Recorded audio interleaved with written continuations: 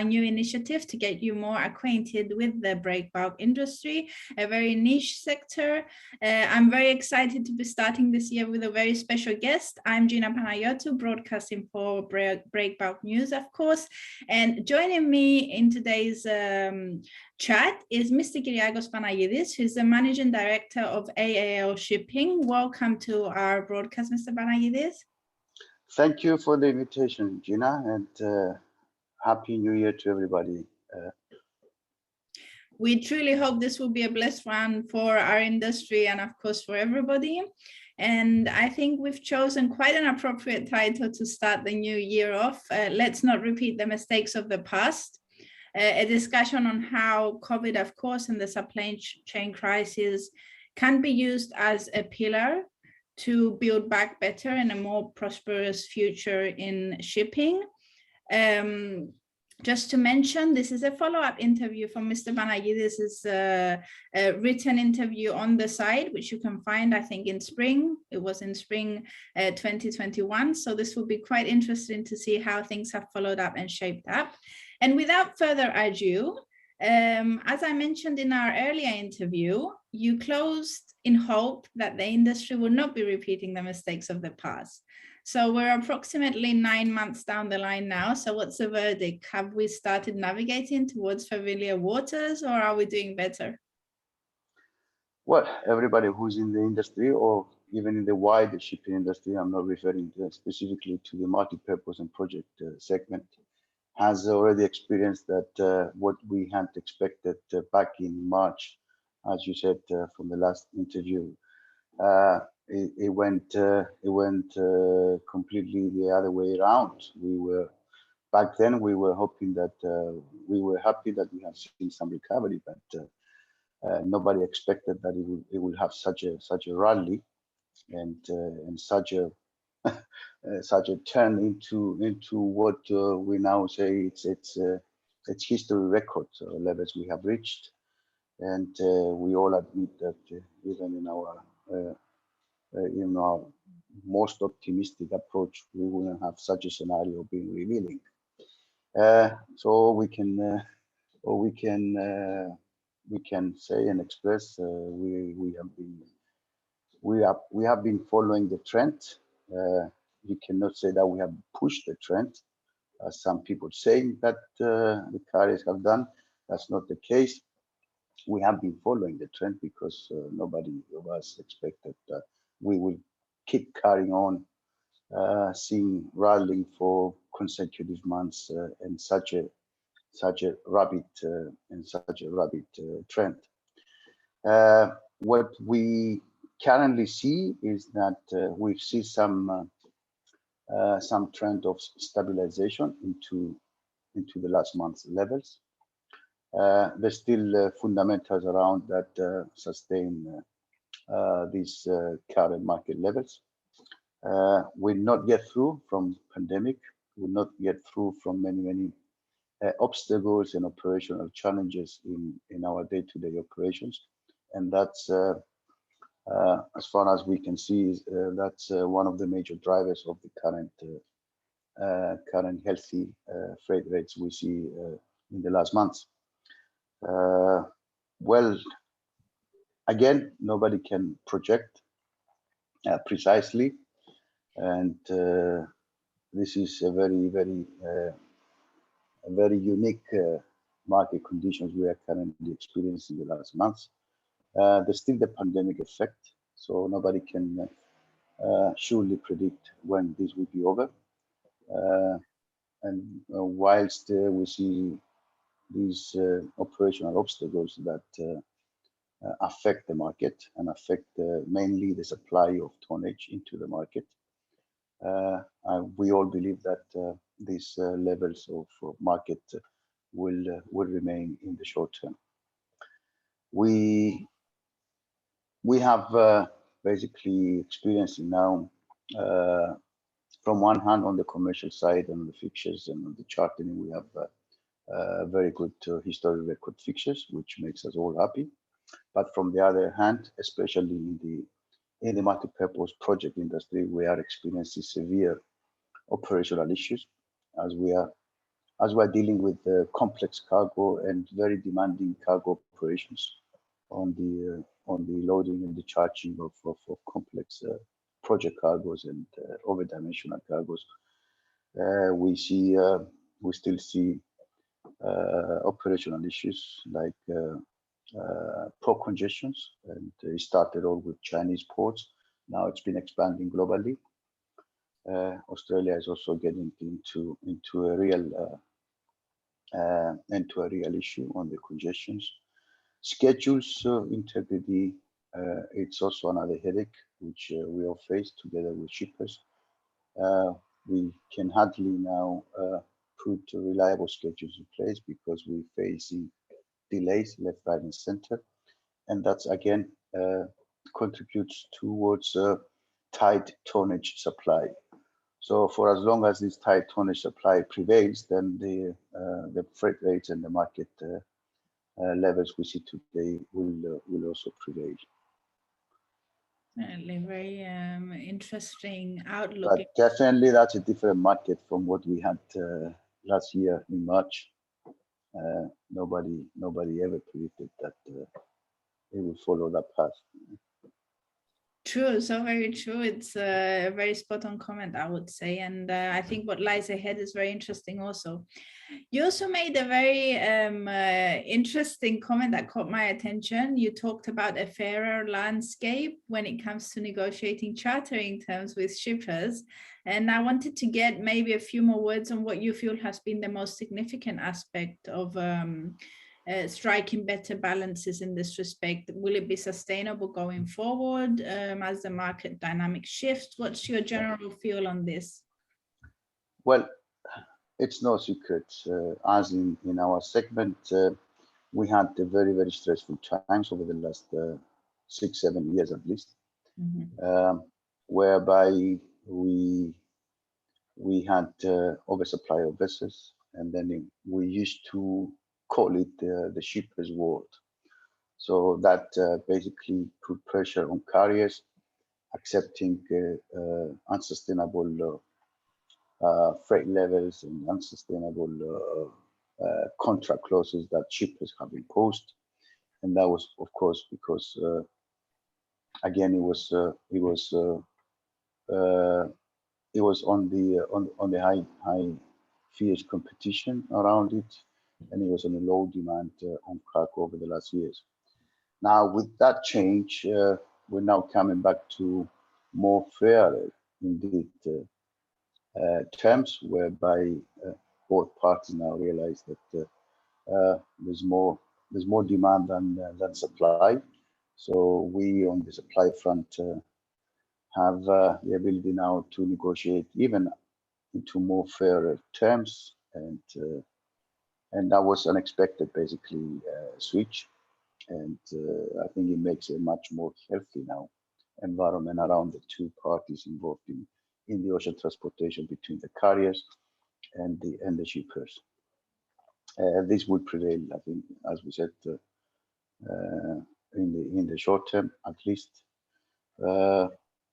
Looking at the contracts now, and the fact that also from the shippers' point of view, they have been quite active on securing space on board the vessels, not only for the next shipments but also on the long-term basis, and that led towards the two parties going into long-term COAs, and which both basically find it now the time to do so, both on the threat of the supply not being improving, and as well as from our side, we now have sustainable freight levels that we can look into long-term contracts, and that's the drive nowadays, which secures both sort of long-term stability and a more predictable future. Definitely. I'll follow up on that a little bit more. So while we are seeing this fairer market, as you very well described, Nevertheless, the ongoing pandemic did take a great toll on operational matters, with port restrictions, which you mentioned earlier, and which are ongoing, engineers unable to get on board, reduced port productivity, etc. With focus in particular to the MPP market, what have been the greatest challenges that you feel you have faced, are still continuously facing? The biggest challenge, which comes from the human aspect, it's the crew changes, and this is an area that it has been the most challengeable. More and more countries have closed borders; they have not been accepting crew changes, and that has put a lot of pressure on our people on board our vessels, not only on our vessels but on the wider shipping industry.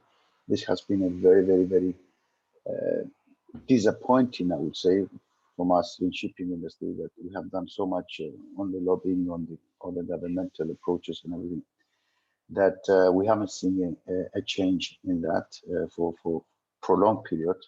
As a result, we had our officers and crew on board the vessels for even more than a year for some people, and they couldn't go home. They couldn't even step their foot on shore with so many restrictions prevailing, and that was a real challenge for all those that they operate ships on their own fleet and they have their own people.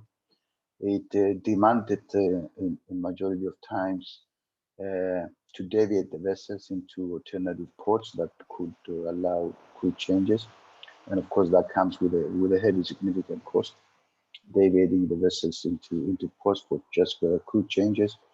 And then on top of that, we faced psychological pressure on our crew on board, and that was not healthy at all. And so that's for us number one big challenge. Number two, of course, is as again it comes on the operations, on the schedules. There's no schedule integrity anymore. We cannot hardly plan precisely the schedules of the vessels. Then the port productivity, majority of ports have strict pandemic measures, prevailing the adequate stevedore gangs to operate the vessels, facing delays, facing the logistics issues, cargo readiness, shore logistics on the cargo to the ports. So all these operational logistics matters also has been the second biggest challenge within the industry. Other than, of course, everybody's social life and everybody's personal life impact from COVID. With MPP being such a niche sector, though, is there something in particular which made things more difficult? Yeah, well, unlike the other sectors of bulk and tankers and containers, that you don't need the attendance on the cargo loading and discharging operations. Mm-hmm. In our sector, as I said, we need that attendance because we're dealing with complex cargo. So in normal times, we have our cargo superintendents attending and our engineering operations guys attending each and every loading and each and every discharging operations. Whereas now we could not have this because of travel restrictions, because of COVID measures left, right, and center. So hence we have depended heavily on the officers on board to carry out abnormal operations. Apart from their day-to-day routine jobs on board the vessels, they had to attend those operations, which, well, admittedly, we have to say also that we have been proud that we have good, skillful, experienced officers on board that they carry out the job. But again, imagine those people having extraordinary overloaded backlog of jobs to be done at the same time that they have also the psychological pressure of so many months on board, and that wasn't quite healthy. Yeah. Yes, unfortunately, there's so much work and so much effort that goes on behind the scenes and goes unnoticed. And this was just such an extra burden that the human element, which is so vital, was really at the core of this crisis for our industry and beyond. Right. I come on now, because obviously there's always lessons learned through a crisis, and it would be very interesting if you could share with us when it comes to business strategy and practices, which practices do you feel that you already had in place that proved to be very significant? And I know you've touched upon it, but maybe you can expand on how they mitigated this disruption that was being caused. And if you can share where you do see any opportunity for improvement, this can either be within the organization or from government and policy front, of course. Okay, it all started with the need to work remotely. Yeah. Now, I think this lies on every organization's company or management tools you have in place. We at AAL, we have to say that we had invested heavily in the previous years in normal times into our systems, into our tools. We used to have the already the flexibility of working remotely because, as I said, we are in a very niche demanding shipping segment that requires 24/7 attendance. So we had to ensure long back that we have the systems and the tools to do so. So when we had to shift to remote working because of COVID measures, not attending the office, we had carried out smooth operations, so we didn't have any issues with that. Furthermore, as we got into digesting the fact that this is not short term, this is going to be long term, then of course we sort of adopted new ways of working processes and introduced many other means of communication, many other means of problem solving solutions. So we kept adapting, but I think the most important was whether you had the infrastructure already in place, which again it proved that our offices around the world or around the key market locations helped a lot to deal with that as compared to not having same infrastructure in place.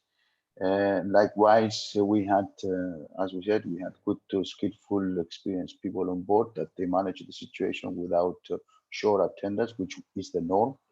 The norm in our operations, you always have short attendance by engineering, by operations. That also went well, and we have given also our officers on board additional duties, and they have carried them forward really successfully. And what do we have done though with the change in demand? We've seen some operators switching to containers, for example.